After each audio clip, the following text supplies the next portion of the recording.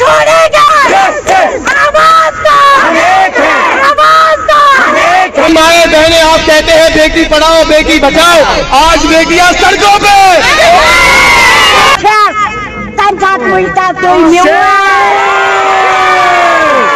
देखा और करेगा या पार करेगा, आज करेगा। वैसे इस वक्त आप हमें देख रहे हैं, हम इस वक्त प्रेस कॉलोनी में बैठे हैं और मेरे चारों तरफ इस वक्त ख्वातीन हैं और ये ख्वातीन वो है जिन्होंने कईयों साल यहाँ कश्मीर में काम किया। एक आंगनवाड़ी के हैसियत से, एक हेल्पर के हैसियत से घर घर गए। गवर्नमेंट की जो भी कहीं पे कोई स्कीम होती थी, कोई पॉलिसी होती थी, प्राइमरी लेवल पे अगर देखा जाए तो यही वो ख्वातीन हैं जो उसमें सबसे पहले अपना हिस्सा जो है वो उसमें भागीदारी करती थी। कोई भी स्कीम होती थी, चाहे वो सेंसस को लेकर हो, चाहे वो आधार कार्ड को लेकर हो, चाहे वो किसी भी मेडिकल फैसिलिटी को लोगों तक पहुंचाने की बात हो, तो सबसे पहले जो रिस्पॉन्सिबिलिटी आती थी, जो ड्यूटी आती थी, वो एक आंगनवाड़ी वर्कर की आती थी और हेल्पर की आती थी।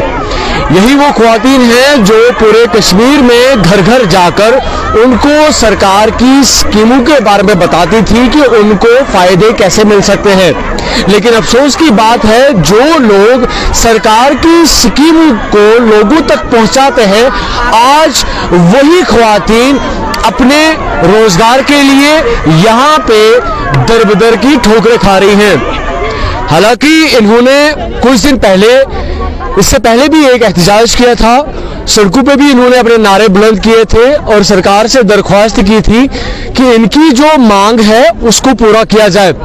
आज इस प्रोटेस्ट के साथ साथ आम आदमी पार्टी के लीडर, जो यूथ लीडर है, मेरे साथ इस वक्त स्क्रीन पे है। जिब्रान, मुझे बताया कि जिस तरह से अभी आपने ये जिक्र किया कि सरकार की बात जो है, सरकार का जो सबसे पहला नारा जो है वो बेटी पढ़ाओ बेटी बचाओ का है, लेकिन कश्मीर में हम अक्सर देखते हैं कि जो हमारी बेटियां हैं, माएँ हैं, बहनें हैं, सड़कों पे एहतजाज करती रहती हैं अपने हकूक को लेकर। इस सिचुएशन को कैसे देखते हैं आप?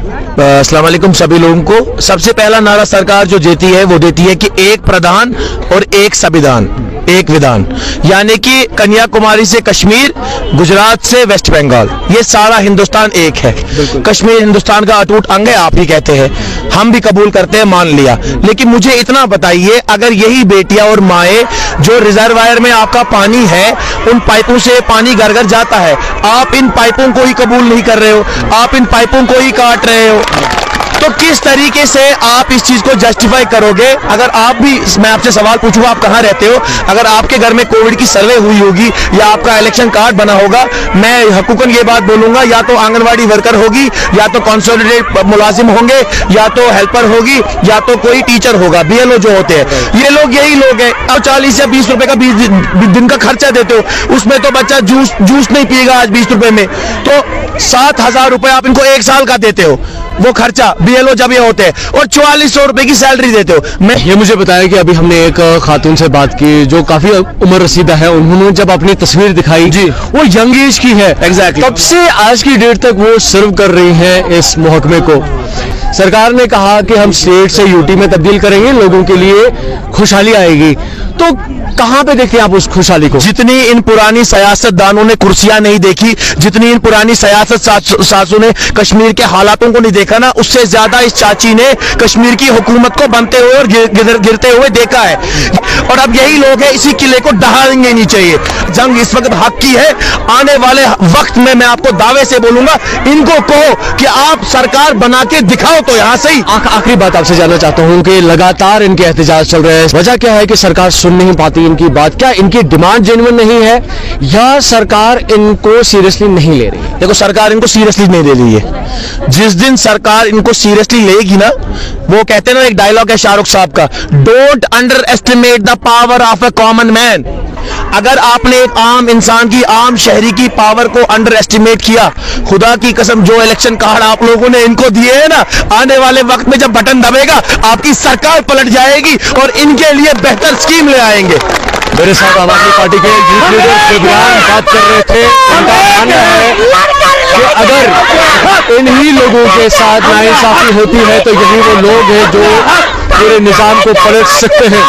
मैं आपको ऐसे भी घर दिखाऊंगा जिनके पास गुजारा नहीं है, और मैं ऐसी भी माएं बहनें दिखाऊंगा जो डबल पीजी है, डबल एमए है, पीएचडी है, लेकिन जानना चाहूंगा किस तरह से आप देख रही हैं इस सारी सिचुएशन को। जो हुकूमत है ये टस से मस नहीं रहे हैं, और जो हमारी सियासत लीडर है इस वक्त वो सो हुए हैं। जब हम आंगनवाड़ी वर्कर उनके खिलाफ हो जाएंगे, ये देखना कैसा उनका हाल हो जाएगा। हम किसी सियासत लीडर को नहीं बुलाएंगे। आप बखूबी समझ लीजिए मीडिया वाले भाई, इनको उनको खुद आना है हमारी जलसों में। वोट का दिन होगा, उनको हमारे पास आना है। ये आंगनवाड़ी वर्कर और ये हेल्पर उनको अपनी घर से ऐसे भगाएंगे, डंडा लेके भगाएंगे उन सियासत लीडरों को। कहा जाता है कि समाज को बनाने वाली एक खातून होती है, समाज को बनाती है एक माँ। पहले हमें ये जो जम्मू कश्मीर का समाज है ये दिन ब दिन हुकूमत की तरफ से गिरता ही जाता है, संभलता नहीं है। ये संभलने वाला नहीं है।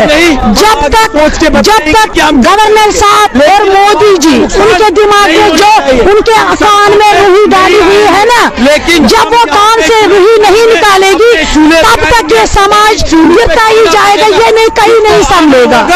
आज के दिन गवर्नर साहब पास से मस नहीं हो रहा है, तो ये याद रखो आप मेरी भाइयों और मेरे बहनों और मेरे माओ, आने वाले दिन में बर्फ भी पड़ेगा।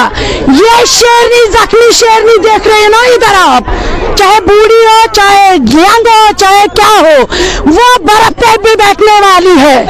गवर्नर साहब को ये लगेगा कि बर्फ पड़ेगा, आंगनवाड़ी वर्कर खुद चुप करके बैठने वाली है। नहीं बैठेंगे हम बर्फ पे इधर इसी प्रेस गली में मर जाएंगे, लेकिन जो सर्दी से मर जाएगी या उसने कुछ किया होगा उसकी जिम्मेदारी हम गवर्नर साहब पे डालेंगे। आज हम इस रोड पे बैठे हुए हैं, उस दिन हम बर्फ पे भी बैठेंगे। हम डरने वाले नहीं है, हम मरने वाले, हमने अपने आप को कफन बांध के हम निकले हैं। और जिस तरह से अभी आप इन ख्वातीन की बात सुन रहे थे, ये हमारे समाज की माँ भी है, बहन भी है, बेटी भी है और बहू भी है, लेकिन इनका मानना है कि आज यहाँ पे माएँ बहनें बेटियां बहुएं नहीं बैठी है बल्कि जख्मी शेरनियां बैठी है।